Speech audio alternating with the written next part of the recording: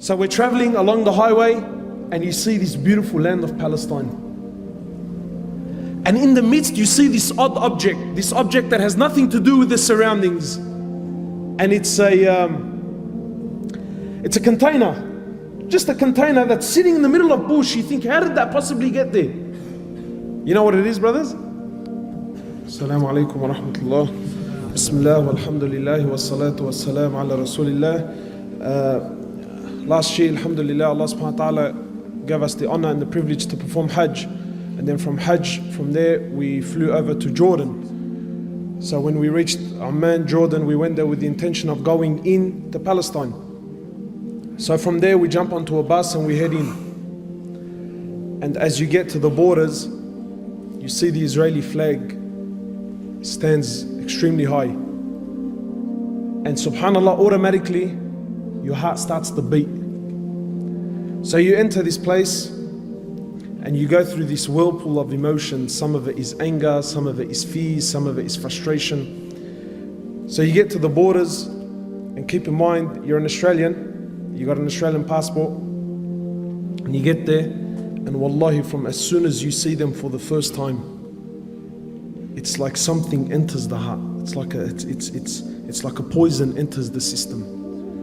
And from as soon as you make contact with them, no smiles, no welcomes, no nothing whatsoever, you're automatically made to feel like an outcast.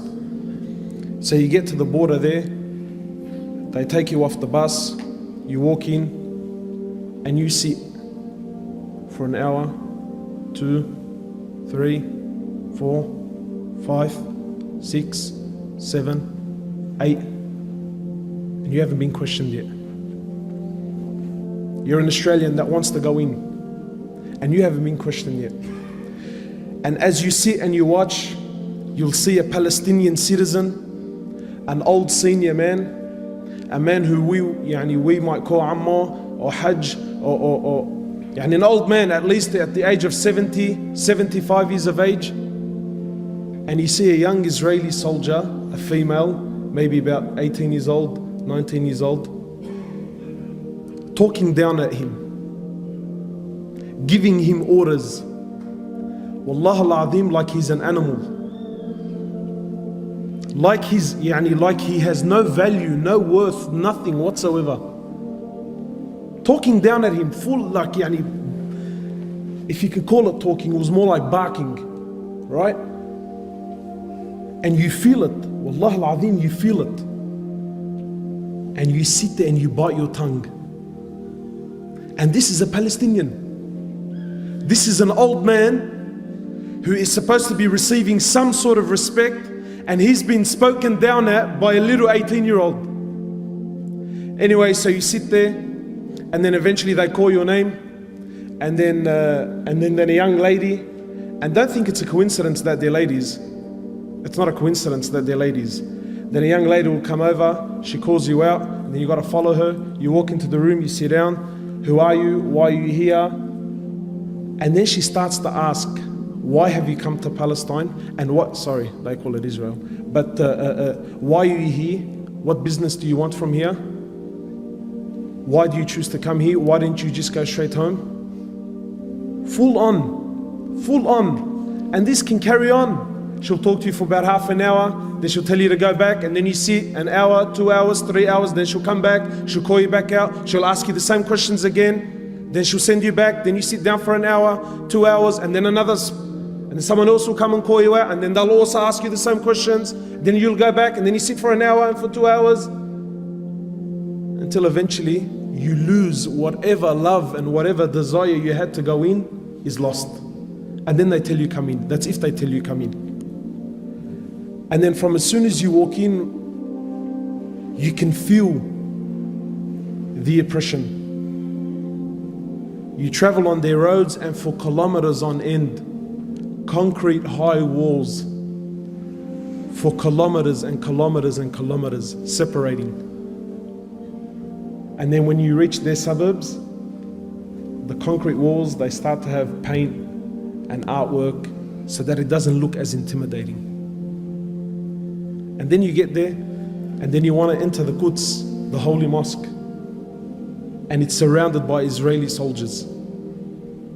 So you come to walk in, you got to show your passport, proof of ID, and there's a man there, an Israeli, holding a fully automatic weapon, and I need to justify myself to him to why I need to enter the Masjid of Allah.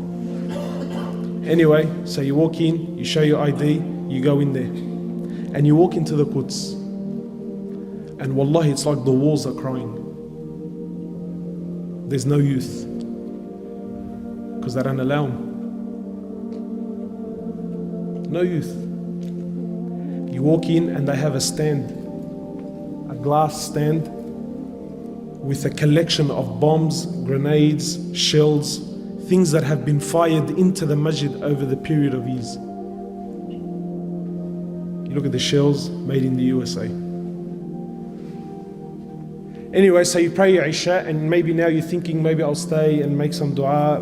No, you can't stay, brother. Why? Because they got to lock up the masjid. 9:30, everyone's got to get out. But who does the final inspection? They do. Do you think they honor the masjid and take their shoes off? They walk in. And while all this is you can absolutely say nothing. And then you speak to the local and you tell him, how come, how come where's all the Muslims? How come there isn't more people? He tells you, brother, I have to show my passport and my ID 5 times before I reach the doors of the masjid. This is a citizen. He has to show his ID and his passport 5 times before he can reach the masjid. And if he forgets it, so let's just say he's forgotten, right? He can get charged. He falls into harm. You imagine, in this country, you cannot travel from Lakemba to say to Darwich. Say from Lakemba to Darwich. You get stopped twice. This is for the citizen, never mind the tourist. The citizen, his own country, he gets stopped twice, and twice he has to stop, prove who he is, get out of the car. If his wife is with him, she also has to get out of the car. The car's got to get inspected every single day. And if this brother has to go to Darwich twice, 3 times, 4 times, it's the same guard. He's seen him the first time, he's seen him a couple of hours ago. Him, his wife, his kids have to get out of the car and they have to inspect. But it gets worse. It gets worse. So we're traveling along the highway and you see this beautiful land of Palestine. And in the midst you see this odd object, this object that has nothing to do with the surroundings. And it's a container. Just a container that's sitting in the middle of bush. You think, how did that possibly get there? You know what it is, brothers? It's Palestinian land that some Jewish person puts his container on there, but it doesn't do anything. And it sits for a month, 2, 3, a year, 2 years, until it becomes normal to you. Until the Palestinians no longer question the container. And then what does he do? He builds a house there. It's become his land. And you see these little containers everywhere. And you see these little containers everywhere. My time is almost up. I'll share just a few things with you. When we went to Masjid al-Khalil, that's where our Prophet Ibrahim alayhi salatu wasalam is buried. This isn't, I'm not trying to put spices here. This is history, you can look it up. Masjid al-Khalil was a masjid that belongs to the Muslims. In 1994, Salat al-Fajr, the Muslims were there praying Salat al-Fajr. A Jew from the States, a doctor, walks in and opens fire to the Muslims that were praying. While in sujood, kills 30 and wounds 125. So what do you think happened? I'll tell you what happened. They closed off the mosque. They made an investigation. You know what the result of the investigation was? They turned half of it into a synagogue. And this, whatever you want to call him, his grave became a shrine. And extremist Jews used to go there and make pilgrimage at his grave. A hero. You know, my brothers, wallahi, when you visit Palestine, it's not like hearing about it and seeing it on TV. You see the oppression in the eyes of the Muslims. Wallahi, you see it. And you can see in their eyes that they've given hope in the Muslims. Wallahi, there are so many experiences that I wish I could share with you, but my time is short. But finally, the reality is that they want you to forget about Palestine. And that's the truth. They don't want you, they don't want your money, they don't want your tourism, they want nothing. You and this place needs to finish. And so long as this place is not in the eyes of the Muslims, it's not in the hearts of the Muslims, then for them this is good.